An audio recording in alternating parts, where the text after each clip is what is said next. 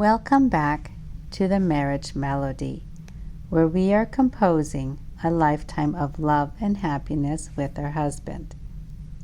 I am your host, Rivka Harper.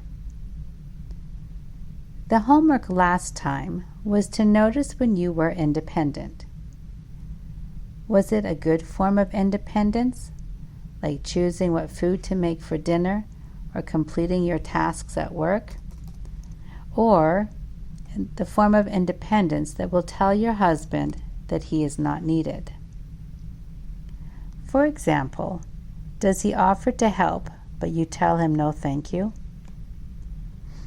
Were you able to find a time where you can show your husband that he is needed, to accept his help even though you know you can do a better job, or ask him in the sweetest voice if he minds coming over and helping you with something? Were you able to see your different types of independence? Were you able to find at least one time where you could accept your husband's help? And how about the next question? Did you remember to show your appreciation by saying thank you? Showing gratitude is one of those things that even if you forgot it in the moment, it is definitely something that can be done later. So even if a few days have passed, the moment has not been lost. Don't be afraid, and go ahead and thank him for something he did or something he said. It works even if you thanked him already for it. Even if he does not show it, you'll really make his day.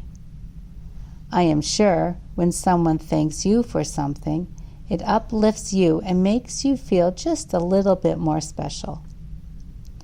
Know that when you show your husband gratitude, that it does uplift him and makes him feel special and important as well. Now, marriage is not just one-sided. It is not just about our husbands. A marriage is comprised of two people. And so today we're going to take time and talk about the other person in the marriage, you. Okay, here it is. Self-care. Something us women are notoriously terrible at. And why does it matter anyways? Do I really need it? It sounds so egotistic. And anyways, I don't have time for it because I'm busy with my children, my work, my home, my husband, and everything else life throws at me. Yes, you are important, and that is precisely why you have to make sure you take time for yourself. You are so busied and harried, and everything you do depletes you little by little. After some time, there will be no energy left, and you will not be able to do what you need to do properly. It is like the battery in your phone. You unplug it in the morning and go about your day, making all sorts of calls, responding to emails, using the GPS to find your way to your doctor's appointment. At some point, your phone will die. Why? Because you have used all its battery, all of its energy. At some point, you have to plug your phone in to recharge the battery so that you can use it again. The same for everyone. We wake up in the morning, and if we are lucky, we are partially charged, and we squeeze all the energy we have, plus some, trying to make it through the day. You might take a dose of caffeine in the afternoon on a particularly difficult day to try to squeeze any remaining energy from our bodies. We then go to sleep, which is supposed to recharge us. And if we are lucky, get enough sleep to partially recharge so we can try to make it through the rat race the next day. What does this do to us? I know you know the answer already. However, I'm going to say it anyways. We become depleted, irritable, cranky, angry, resentful. We feel that everyone needs us, but we don't feel we're giving what we can. And maybe we are even resentful for having to help someone else out. And dare I say, especially our husband? Now, what if I told you that it does not have to be that way? With a little bit of self-love, we can give ourselves a chance of actually being energized, happy, and excited to be doing what we need to do. But I don't have time, I hear you say. Make time. If something is important, you will make it a priority. Making some time for you is a priority. Find the time. Once you start caring for yourself, you will likely find that other things will start to fall into place a little bit as well. Firstly, make sure you're eating properly. Eating a donut for breakfast, for there is nothing quick to grab, is not eating food. I'm sorry to tell you that.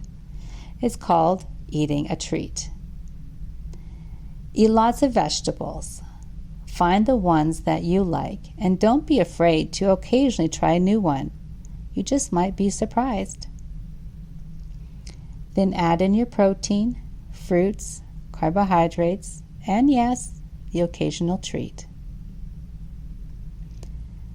If you see that your eating habits are needing an overhaul, start small. You can start by finding a healthier snack and try 1 or 2 new recipes a week that are healthier. If you do a drastic overhaul, it will most likely backfire. Take small steps and give yourself time to incorporate each new thing before adding something different. You might find that in general you are eating healthy, but it's the preparation of the meals that are so stressful. Try to make a meal plan on the weekend for the coming week. And a little hint, do this before you go shopping for the week. Yep, been there a few times. If you know what you're going to make, it makes it easier to shop. And when it's time to prepare the meal, you don't have to think about it, just look at your list. And don't forget to drink lots of water. Herbal teas, unsweetened seltzer, water with lemon slices, or other infused waters are also a great way to stay hydrated. Getting the right nutrients is the first step to feeling your best. It can take a couple of months to see the full results once you start getting the nutrients you need. And eating the right food and drink plenty of water can help with weight loss if needed. Check with your doctor to see if taking any vitamins or supplements will be helpful as well. And I am sure you can guess the next step to self-care. Exercise. It does not matter what you do, you just need to move. Even taking a 30-minute walk each day counts. Be diligent. Come up with days and times that are good for you and keep to it. Don't skip your exercise time unless you are sick or something else comes up that is out of your control. And even if you're unable to do what you usually do, try to find another time to schedule a little exercise, even if it is something different.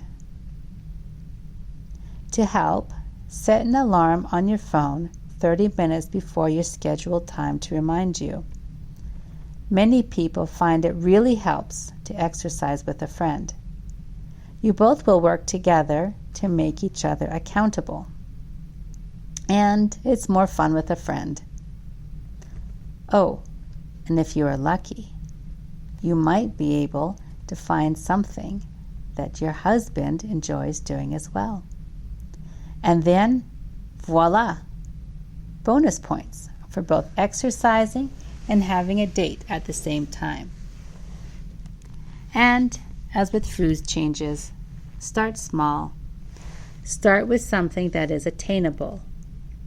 If realistically you can only fit in 2 20-minute exercise times a week, start with that. Add in an occasional walk, and when you have made your routine a habit, you can add in another day or two. Again, make sure you talk to your doctor regarding any exercise changes. And now, the third part to self-care is to take some time for you. One person I knew told me once that she was known to hide away in the bathroom with some ice cream, trying to ignore the calls and little fingers poking in from under the door just to get her alone time. The ice cream was probably not quite the best thing, but I certainly have snatched a spoonful or two of ice cream sometimes when my boys drove me up the walls. I am not going to say that life can be busy, because life is just busy. Whether you're taking care of children at home, busy trying to meet schedules at work, or anything in between, everything and everyone seem to be vying for your attention. You are kept busy every day. When do you have time to rest? Or perhaps you can't rest for others need you. Children, work, friends, your husband. You feel guilty just taking a little bit of time for yourself.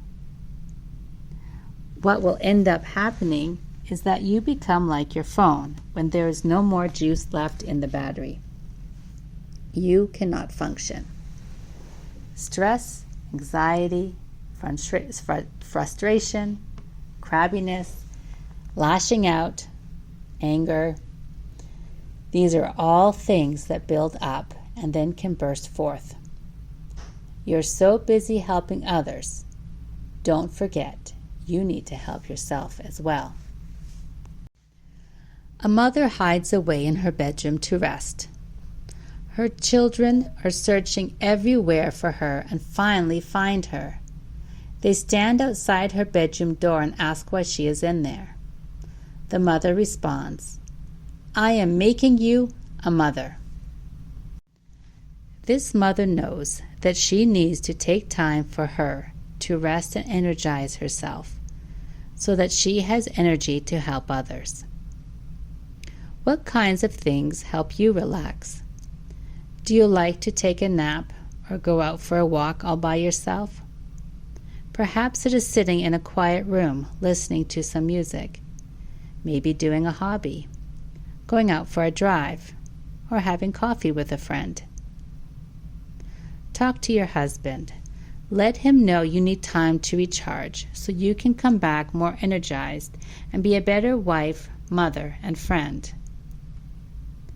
Enlist the help of your husband or older children to hold the fort so that you can get a few minutes to yourself to recharge. Or perhaps you can hire a babysitter once a week for a few hours. Food, exercise, and time to recharge are the 3 components to self-care. By taking care of you, you will be able to continue to take care of others like you need to. And now, the homework for this week is to do at least one thing of self-care for yourself. Let go. Don't feel guilty. You are just as important as everybody else you are helping. Notice how you feel afterwards. Did you have any pangs of guilt? Did you feel any better? Depending on how depleted you are to begin with, you might need a few sessions of self-care to notice a difference.